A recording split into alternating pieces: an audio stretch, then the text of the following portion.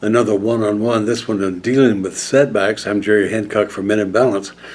Um, how do you handle setbacks? Do you have a strategy for that?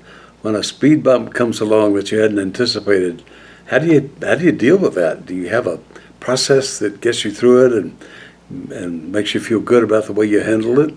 I'm sure you do at work because that's sort of expected at work if you have any responsibility at all. You're sort of supposed to be the problem solver and know at least the basics of how to solve a problem and make money for the company and make things return to normal. That's your job. Well, what about in your family life or in your own personal life? Do you have that kind of expertise now? If you don't, maybe it's time you learned it. Maybe it's time you investigate how to do that better so that you're not devastated by setbacks as they come along. I, I want to talk very candidly about this because I've seen a lot of men go through divorce or loss of a job and just fall totally apart. They don't know where to go. I've seen men, for example, who couldn't even bring themselves to tell their wives they'd lost their job. They continued to go out every day, go to the library instead of going to work, and instead of telling their wife that they've lost the job.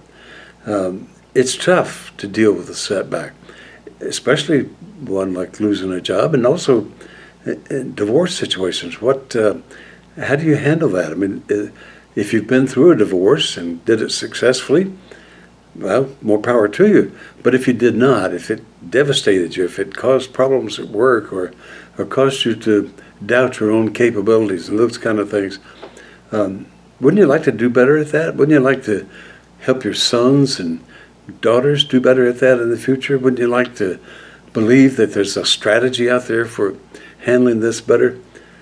Well, I'm going to give you a couple ideas to think about that maybe will be valuable to you in that regard. The first one is a little bit controversial, but I want you to think about it.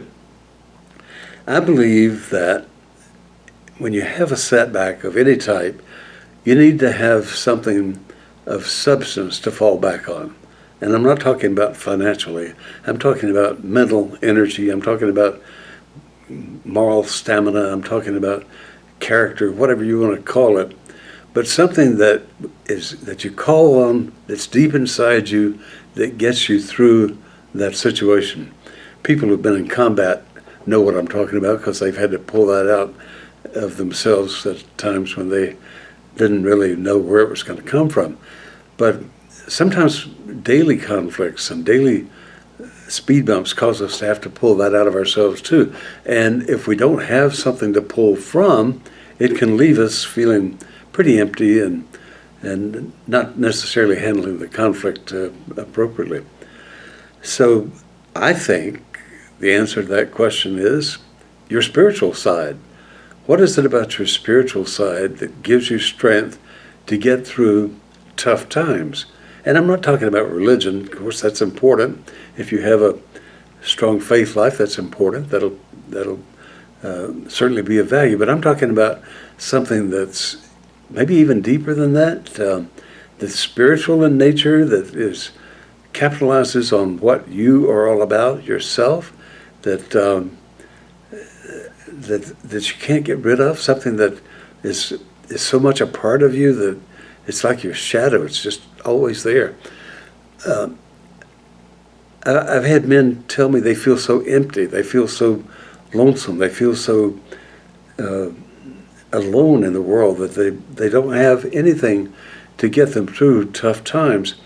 And I feel sorry for them because I believe we all have that inside us, but we have to learn how to access it and be a little bit creative about bringing it forward when we need it. So the next question is obviously, if you are looking for something inside yourself called spirituality, where does it come from? It doesn't come from church, it doesn't come from reading the Bible or doing devotions or meditations. It comes from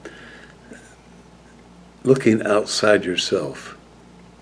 Think about that. It comes from doing something for others that you don't have to do, but that you're doing because you see a need and you're addressing it.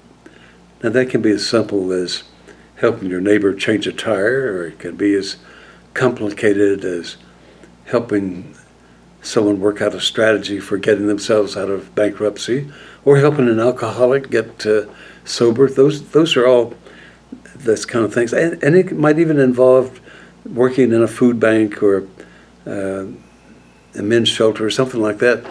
But it gets you aware that the rest of the world has its own form of suffering, and that these people can do better if they have someone like you as an example to show them there's a better way. This spiritual nature that you have will serve you well in times like that. You can almost look a job loss in the face, or a divorce in the face, or a loss of a parent, for example, and say, I can get through this. I'm tough. I know how to handle this. And I'm not just tough in the macho sense. I'm tough internally. I know how to use the resources that I have and how to trust myself to get through this and to call on outside help when I need it, so that I can be everything I need to be and show up what I need to show up. That's an important part of being a man. And some people get to manhood and never experience that. Some people get to old age and never experience that. And I'm suggesting to you, your life will be a lot better if you can get to that now, so that you can deal with setbacks and deal with the things that life throws your way, because they are going to come your way, and that you can be resourceful in the way you look at the problem and find within yourself the solution, either some way to creatively solve the problem or to handle the emotions and the trauma that comes with dealing with that problem. I'm 80 years old. I've been through a lot of disappointments in my life. I've lost 4 family members, and so I know a little bit about what personal loss is like. I've been through job losses. I've been through just about everything you can name, health issues. So if I hadn't had that internal drive, that spiritual bank account to draw from, I don't know how I would have gotten through those times. And I suspect that's true for you too. And if your bank account's running low, there's a way to fill it back up again. And it's not with fancy cars or toys or gadgets.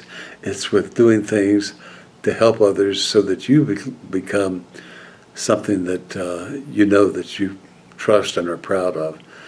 Maybe you need to talk to your minister or a counselor about this. Maybe you need to have a heart-to-heart with your wife or even your whole family and say, what can we do as a family to build our own spiritual bank account and be strong when the situation calls for it, and to offer help to others when they need it? Those are the big questions in life, and you can't get around them, so it's better to go searching those questions out and coming up with answers on your own. Well, I know that's deep and heavy stuff to be talking about, and I hope that it's important to you and something that you can find some comfort in, and the fact that you can pull from yourself what you need when that situation happens. Setbacks are inevitable. How you deal with them is up to you, and you're going to have things that you hadn't anticipated that come your way, so be prepared for them. There's lots more information about this on the website, meninbalance.org, and we'd like to hear from you. If you've got comments, drop them down below, and I'll respond to every one of them if I can. And something else, if you like what you're hearing, give us a like and sign up to subscribe so that you'll get future videos as well. I'm Jerry Hancock from Men in Balance. Thank you so much for watching.